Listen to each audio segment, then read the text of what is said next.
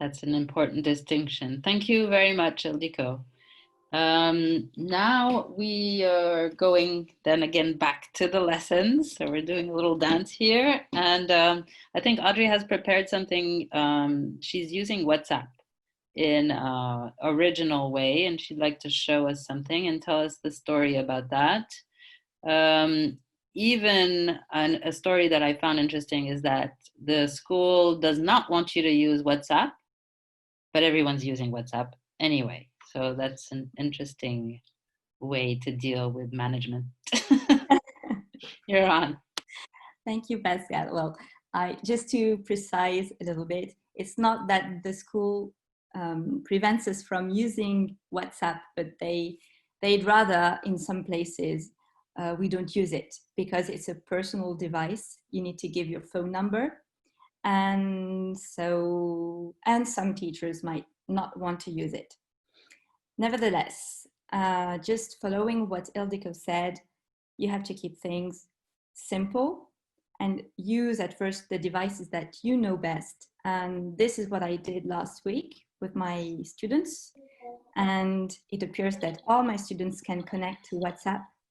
So I created a lesson, a 1-hour lesson with a very simple instruction.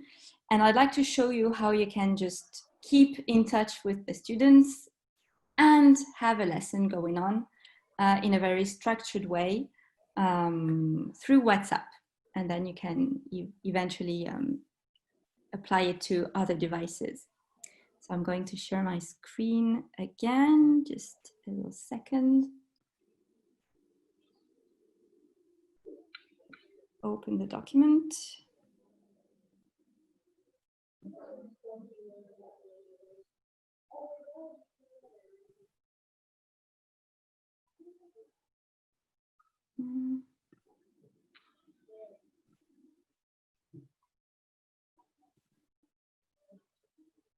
Okay, so can you see my screen now?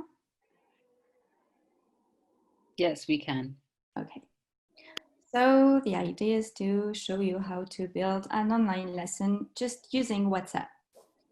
So the first thing to do, of course, well, is to think about the aims. 2 very simple aims is first to provide an online lesson with a simple tool and to keep in contact with students, which to my eyes for now is my main aim.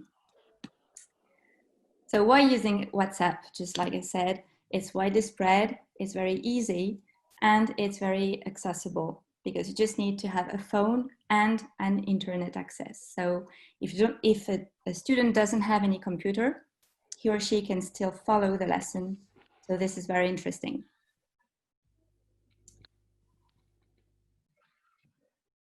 To get ready, you have 2 pre-tasks to do. So have your lesson or exercise document ready. I suggest you to prepare a small PDF or even to get ready to have a picture of your document because everyone can open a picture on a phone, on a smartphone, and get also your class group ready on WhatsApp. So creating a new group with all your students. So I show you the step-by-step lesson that I have performed on last Wednesday. And so we started with a greeting ritual. So we have had 2 lessons with my students. They both start with greeting us.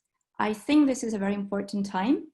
As for now, what we are doing is that I am speaking, so recording my voice on small voice recordings that I post, and they answer through text message. One good thing is that I can see at a glance who's here and who's not.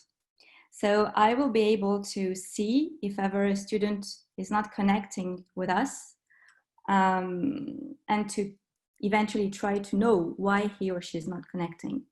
Just like we were talking before, students are back home all day and we don't know the different situations they might deal with. So I think it's important for me, at least, to really keep an eye on what's going on so that I can react if ever I see that a student might not be responding. So that's the first step, which takes about 3 minutes. Then to start working, what I do is that I give a simple instruction in a vocal way, so still recording my voice, and I share one document with a lesson or with an exercise. And I indicate a time limit. So for example, right now, you're going to work to do the exercise 1 on this document, and I give you 15 minutes to do it. So the students can work in autonomy, which is very interesting also because we are not using, for example, Skype, which can slow down the whole network. And they have the documents on their phone and they can write down the answers, for example, for an exercise. Meanwhile, they can ask questions. So they type down the questions and I answer, writing also, so that everyone can follow on the group what are the questions and what are the answers. And I try to link my answer to every question so that it's really clear for everyone that this is the answer to that question. And it also leaves for everyone a written path, which is interesting too, because if ever a student couldn't connect at that time, he or she can still go back to what has been going on during the lesson. The only rule you have to give is to avoid any other communication so that you don't have interferences between the questions and it gets very clear.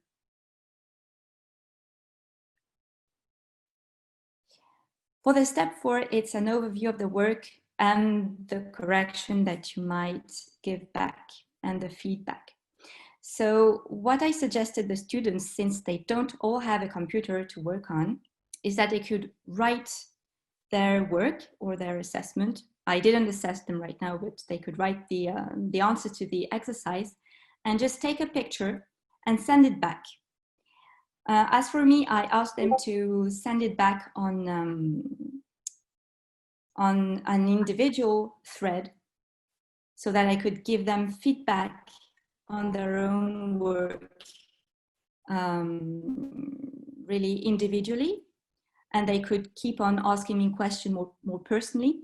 And I can manage doing it during the course or after it. So for example, this feedback was given a day after the students sent me the exercise. So they know that I am correcting little by little, and they can take the time to read the feedback that I send them. Finally, at the end of the session, we are going for a simple debriefing. And to my eyes, maybe this is one of the most important moments after the greeting at the beginning of the lesson, because the debriefing is also a way to make sure that they feel comfortable, either in the general situation and also during the lesson, so that they have achieved something and that they have the feeling that they have been working. So I start with a simple debriefing, asking a question. Do you have the feeling that you have learned something, or how did you find the lesson today? And how do you feel? So this was, you have here an overview of what was going on for my first lesson. I asked them for closing round and debriefing to pick up a smiley that represented their feeling and to add an adjective describing them. So they didn't really describe themselves, but they described the lesson, saying mostly that it was interesting and calm and well organized. So I was quite comforted after this first lesson that they felt like this. And also I tried to find some new things, more surprising. So for the second lesson that we had on Wednesday, I asked them, for example, to share a film that they would recommend, because it was our last lesson before the weekend. So I said, for this weekend, which film would you recommend? And I participated to the final debriefing and closing round, which is, I think, very important too, because I mean, we are a whole class, the teacher and the students, and I think this link is very important. Just in the end, to add one more thing, this was a very simple way to work. I was used to using WhatsApp with my classes, so this was not a new device for us. There again, just like Ildiko said, I think that one of the best things to do is to take your time and just do what you feel like doing. So take time to discover a device, and really just don't force you to go towards a device. But what I mean also is that you can do things very simply, keep in touch with the students and show them that you are here and that you are structuring a lesson very simply, and that in 1 hour they can achieve some good work and have a good feeling in the end.